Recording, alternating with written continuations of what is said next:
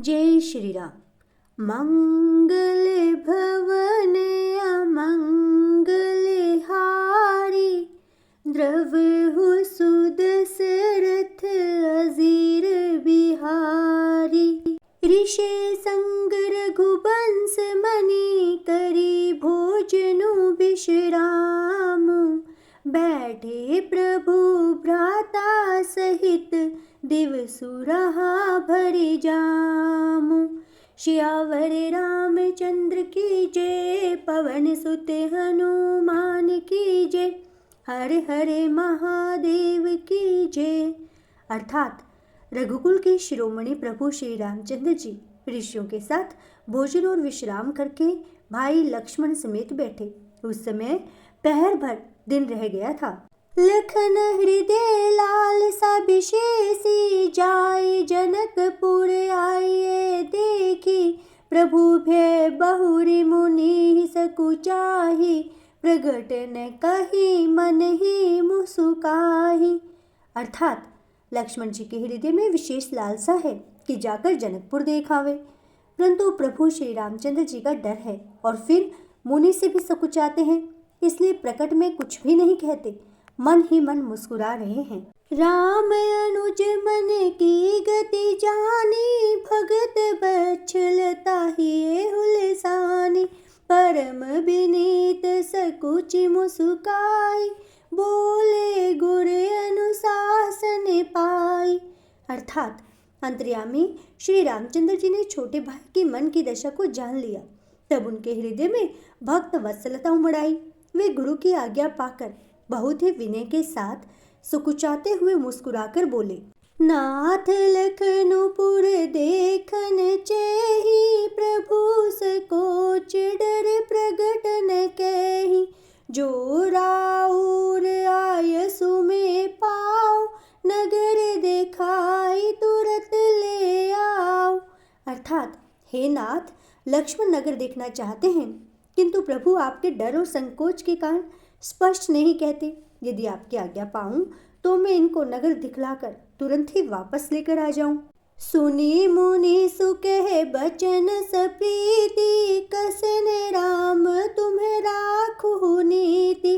धर्म से तु पालक तुम ताता, प्रेम विबस सेवक सुख दाता।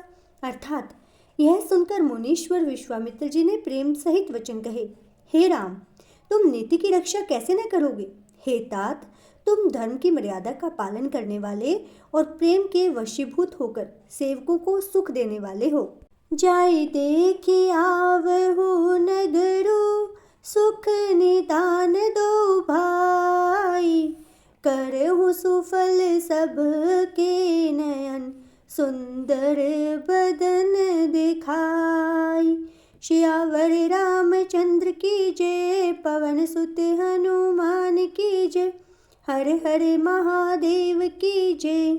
अर्थात सुख के निधान दोनों भाई जाकर नगर देखाओ, अपने सुंदर मुख दिखलाकर सब नगर निवासियों के नेत्रों को सफल करो।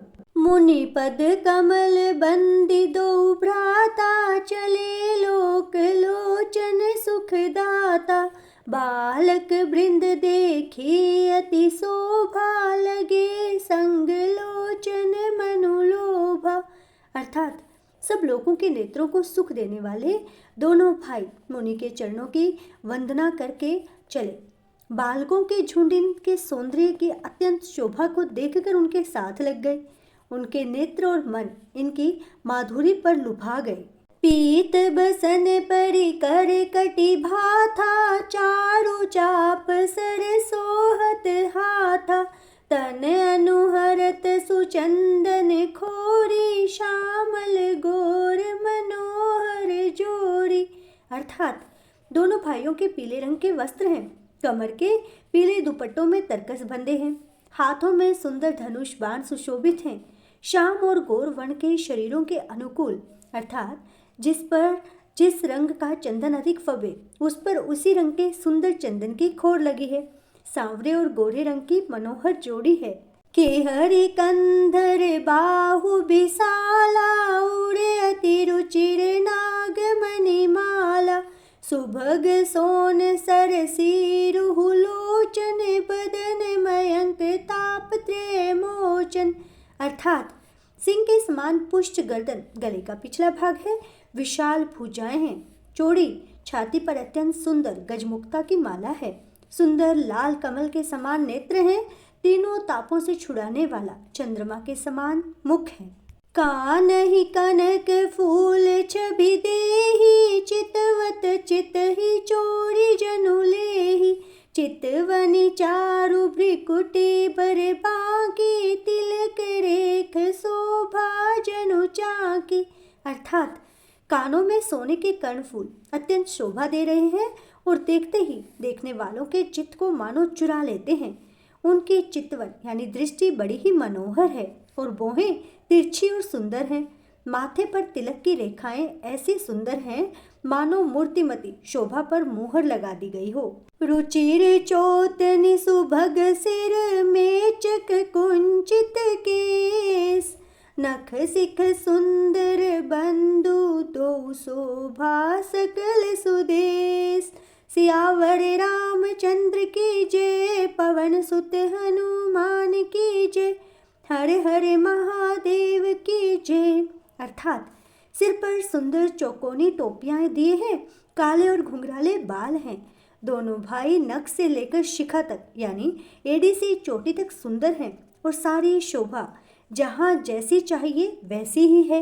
देखन नगरु भूप सुत आए, समाचार पुर पासिन पाए, धाय धाम काम सब त्यागी, मन हुड़ंक निधि लूटन लागी।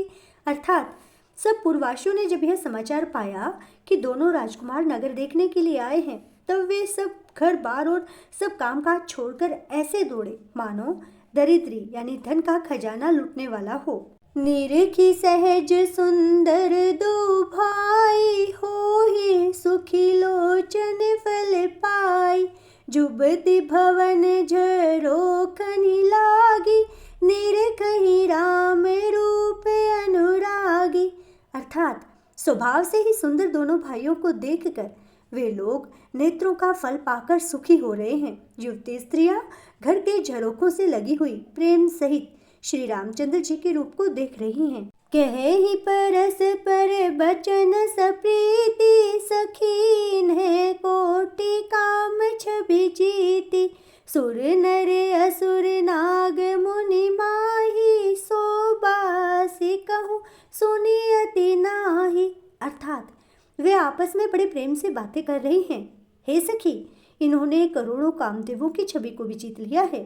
देवता, मनुष्य, असुर, नाग और मुनियों में ऐसी शोभा तो कहीं भी सुनने में नहीं आती है। विष्णु चारि भुज विधि मुख चारि, बिकट बेश मुख पंच पुरारी, अपर देवस को ने आही, ये छवि सखी पट तरिए जाही।